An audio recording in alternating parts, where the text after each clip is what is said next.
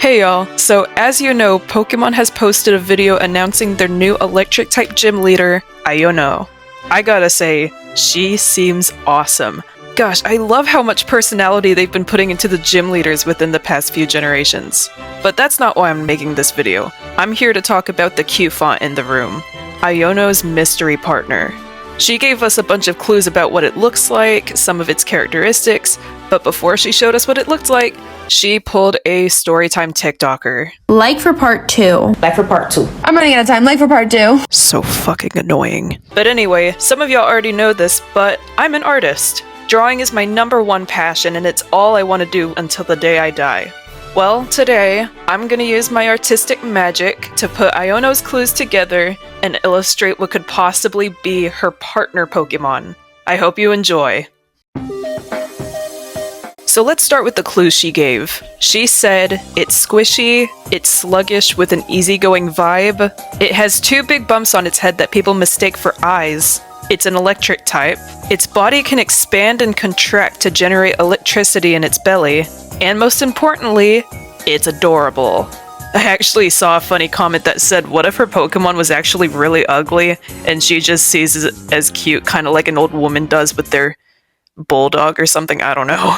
Okay, so my first impression of these clues was, ooh, this might be an evolution of Pawmi because it's an electric type and it's pretty darn cute. But then I looked at his ears and thought, how could those ears turn into bumps? So I scratched that idea. I scanned the YouTube comments of that video for inspiration, and most of them were about regional forms, but I didn't want to make a regional form because that's just too easy. Plus, I think every gym leader needs an actual new Pokemon from the game they come from, not just a regional variant.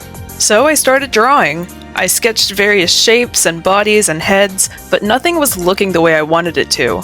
This was my first real drawing of something, but I didn't know what to do with it. It kinda looks like if Toad was a Pokemon, that would be his pre-evolved form's head. On the bright side, I knew what I wanted the eye bumps to look like. Moving on. I think the part I struggled with the most was figuring out what animal it was based on. Is it a mammal, or is it some sort of reptile or amphibian? I even googled squishy animals and all I got was like, squishmallow stuff. Sketch after sketch, I was losing hope, until I sketched out a pear shape. I have no idea why, but that pear shape put a spark up my ass, pun intended. All of a sudden, I knew exactly what this Pokemon was gonna look like. I gave it the bumps, drew a cute little face on it, added some detail, and I got this. It was perfect. It's squishy, it's got a tummy to store electricity in, and it's so freaking cute! I wasn't even going for a specific animal. I just threw together elements from a bunch of squishy animals like seals, bears, and otters. Then it was time to pick a color palette for this handsome guy.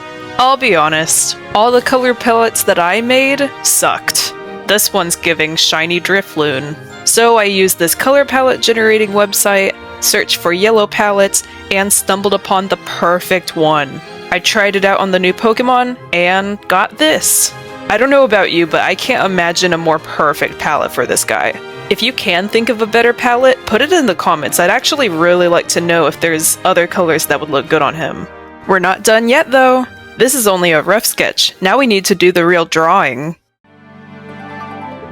I took a college-level animation class, and one of the first things we learned is that a good animated character is definable by its silhouette. This is the same character, but look at the difference that good posing makes. That being said, this Pokemon needed a flexible pose to make his features stand out, and to go with its expandable, squishy body. I went with this pose where he's kind of flailing his upper body carelessly. The less energy, the better. By the way, if you're wondering what the star patterns are for, I noticed that IONO had a lot of star icons in her room, and I thought it seemed appropriate that the same shape was a pattern on her favorite Pokemon. And there you have it. My portrayal of IONO's partner Pokemon using her clues. I sadly couldn't think of a name for it, but I'm proud of my work on him nonetheless. Thank you so much for watching. I hope you enjoyed seeing me do my favorite activity.